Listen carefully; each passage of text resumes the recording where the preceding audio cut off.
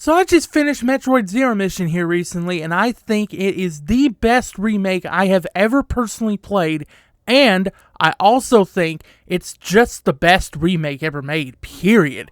Why do I say that? Well, stay tuned. I'll explain here in a bit, but first, what's going on, my fellow Belmonts? It's the Mad Belmont here, and welcome to my first ever review video. So, I figured I'd explain how things are going to work here before we get into the review itself.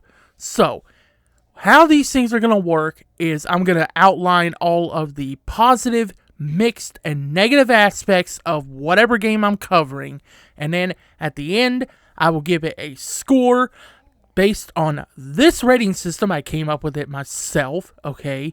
So, whatever score I give it will be based on this rating system right here. It's a 1 to 5, but I have the scores set up into different categories, okay? So, with that, all that out of the way, let's get right into the review. So, getting into the positives here for Metroid Zero Mission, and I have to start with the gameplay, because the gameplay is phenomenal in this game, okay? It takes everything that the original Metroid did, and it just cranks it up to 11, okay? Samus's move speed is faster, okay? She runs a lot faster in this game than she did in the original. She felt like she was running through molasses in that game, okay? And her jumps feel way quicker, way snappier, not nowhere near as floaty as they did in that game, okay? In the original game, she felt like she was jumping underwater on the fucking moon. It was terrible, at least to me, anyway. So, they took all that, they refined it, okay?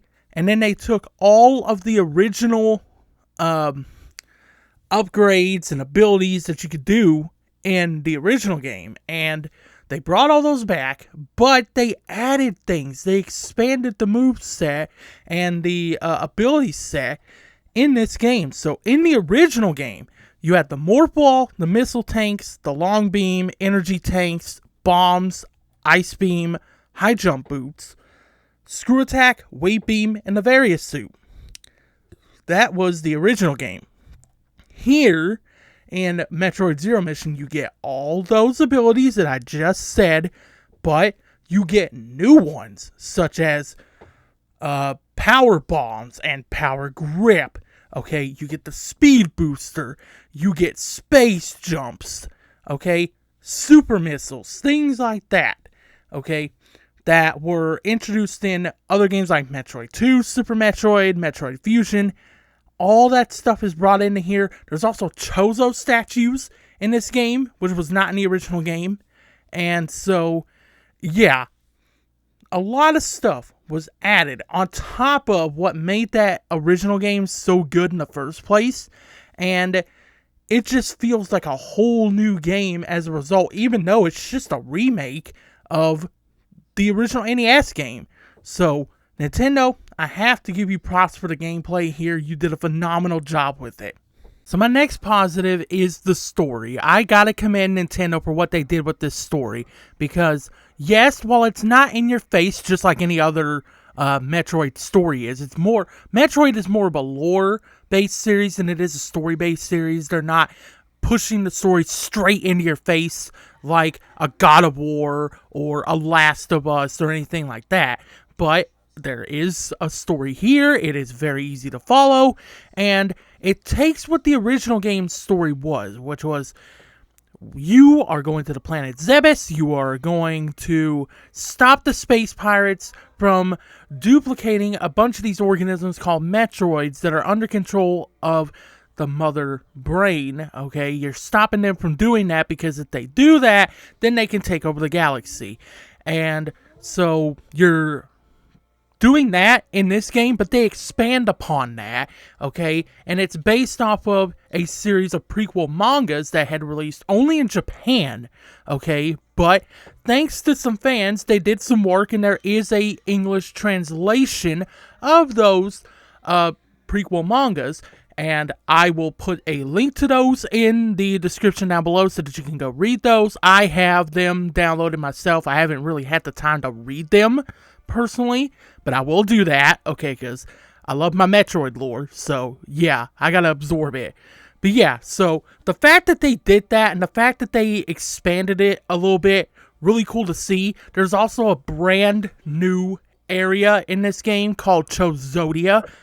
Again, taking a game and not only perfectly replicating it, but adding things on top of it, like new areas, new upgrades, things like that. Really cool to see that in this game. And even though, yes, I know that Chozodia is basically just a serpentine hallway, I still think that it's cool to see in the game, okay?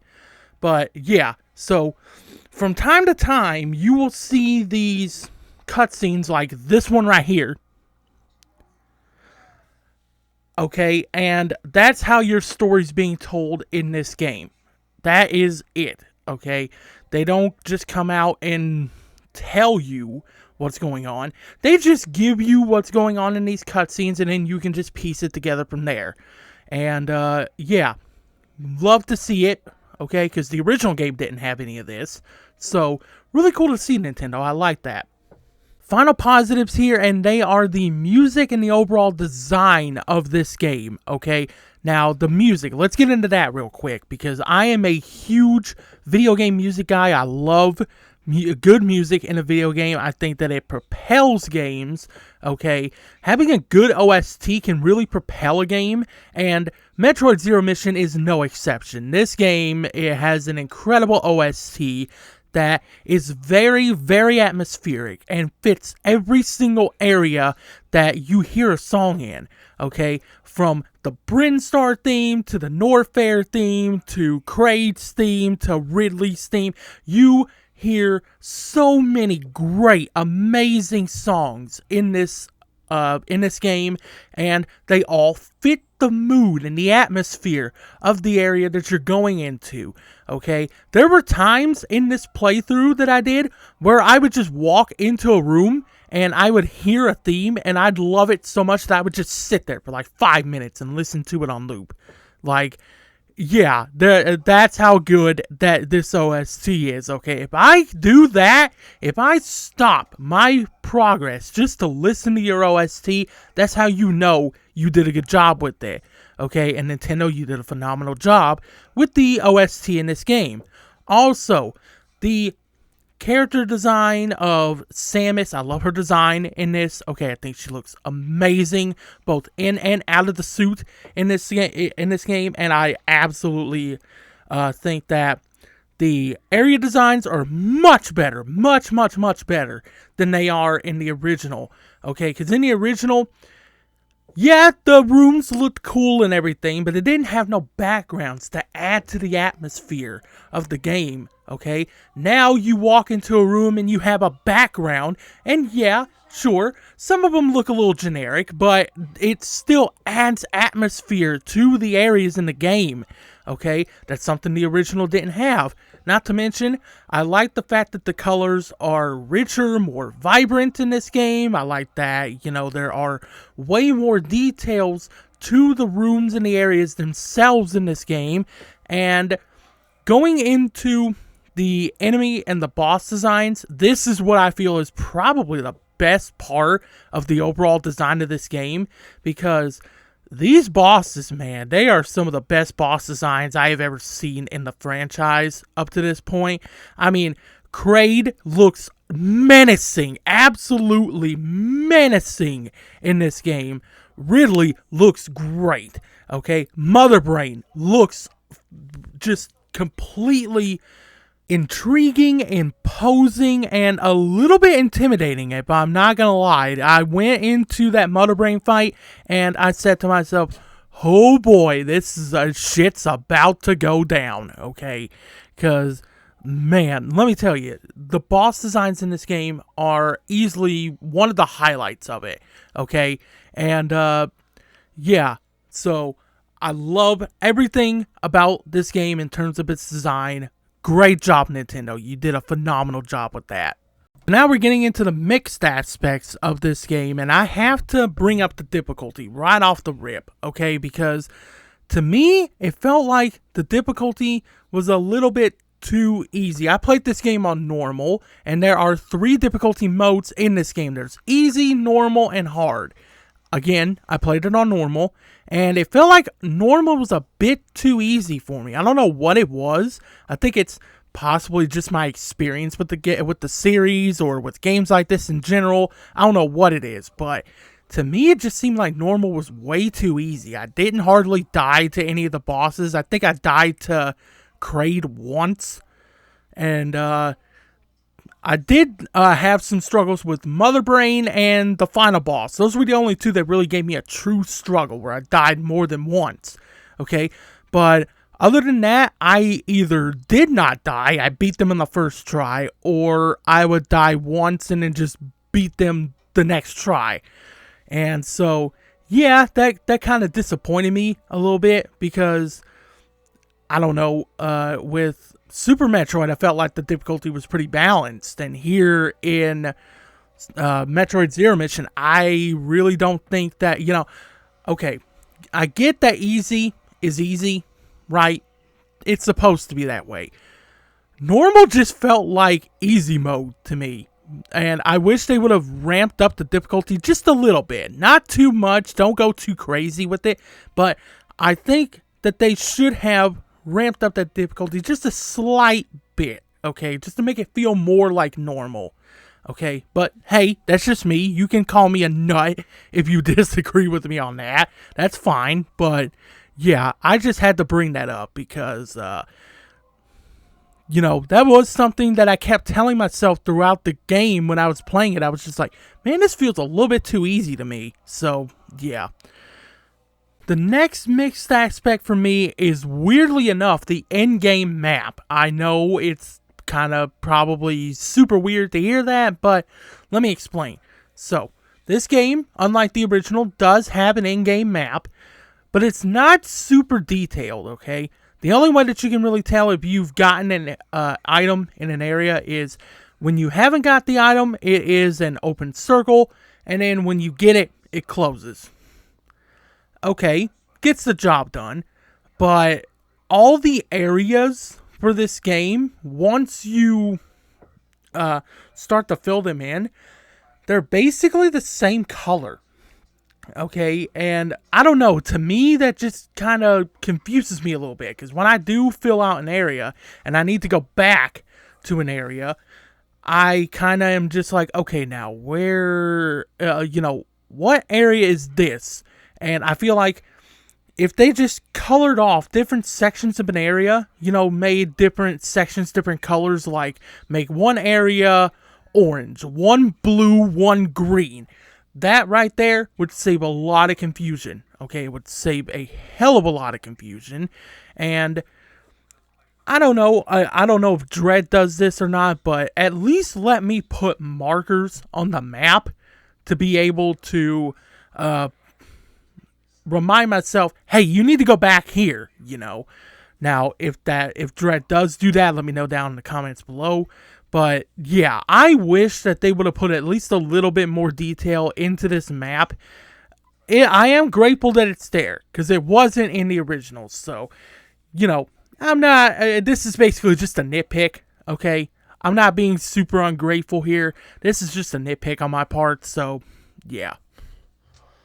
On to my negative aspects now, and there's only really one negative aspect that I have to say about this game, and that is, sadly, Chozodia. I think that, okay, look, what is there? It gets the job done, right? But I just think that they could have done so much more with this area. Yes, they do uncover a little bit of Samus's backstory, but I feel like they could have done more of that, and they could have uncovered a little bit more about the Chozo and what their role and everything is here in this whole area. But they didn't really do that, so that kind of disappoints me a little bit, that they didn't take the opportunity that they had here to kind of not only build up Samus even more, which they did ultimately end up doing in this game, so I don't really have, too much of a gripe with what they did there, but I definitely do think that they had a prime opportunity to build up the Chozo a little bit more, and they just did not take that opportunity. They just let that one pass them by, and I'm sorely disappointed about that. But That's really the only negative aspect that I have about this game, which says a lot for the game itself and how good it truly is. So those are my thoughts on Metroid Zero Mission, and I gotta say, this game is absolutely phenomenal. This is the best remake that I have ever had the pleasure of playing, and if you have not played this game, okay, I only have one thing to say to you, and it's also my rating for this game. You better play this damn game, because let me tell you, man, Nintendo knocked it out of the park. They knocked the grand slam out of the park with this game, and you should definitely go out there and see if you can get to playing it. Okay, now you can get this game physically, but it will net you a pretty penny if you try to do so. Also, it should be hitting the Nintendo Switch Online Game Boy Advance list in the future, so be on the lookout for that. Also, there are other means of playing this game, but I'm not going to get too into detail on that because I don't want the Nintendo ninjas to come after me. But yeah, there are ways to play this game though, okay? There are ways to play this game. But that is going to do it for the video. I hope you guys enjoyed. If you did, please be sure to hit the like button. It really helps me out. Okay, also, if you are not subscribed around here, you might want to do that. Hit that sub button up there, because I do videos related to Metroid, Castlevania, and Metroidvanias as a whole at least twice a week over here. So if that kind of content tickles your fancy, you might want to hit that sub button so that you will not miss an upload when you hit that bell icon too, because that's how you do it. Okay, that's how you don't miss an upload. Sub, hit the bell, hit the like if you enjoyed. That's how we do it. Okay, so remember, have fun on the hunt, my fellow Belmonts. I'll see you in the next video, and peace out.